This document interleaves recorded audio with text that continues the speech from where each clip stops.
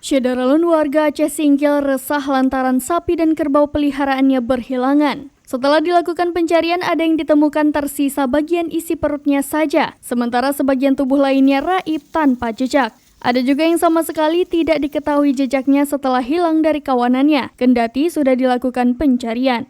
Sahidi, warga desa Gosong, Telaga Barat, Kecamatan Singkil Utara mengatakan ada 3 ekor sapi peliharaannya hilang. Kejadiannya pada awal bulan ini. Sahidi mengatakan menjelang senja saat menghitung hewan peliharaannya masih komplit. Paginya, saat dihitung ternyata sudah hilang 3 ekor. Puka, warga Ketapang Indah, Kecamatan Singkil juga mengalami hal yang sama. Bedanya, ternak milik Puka yang hilang jenis kerbau dan lokasi gembala di kawasan perkebunan sawit di Kecamatan Singkil.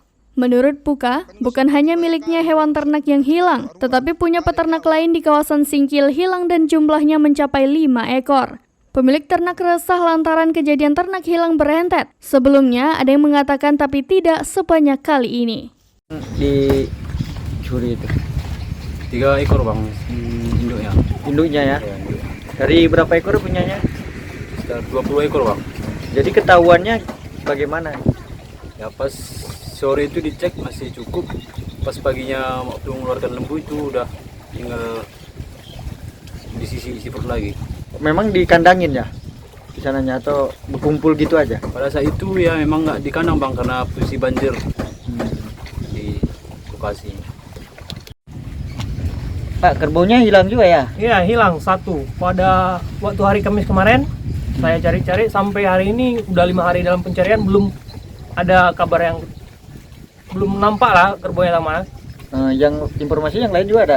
Yang kawan-kawan pun ada tuh 5, ada yang 3. Sekarang sangat meresahkan lah itu. Nggak seperti biasanya. Belum pernah kejadian seperti ini. Banyaknya orang kehilangan sapi, lembu, kerbau seperti itu. Dari Aceh Singkil, Dede Rosadi, serambinews.com.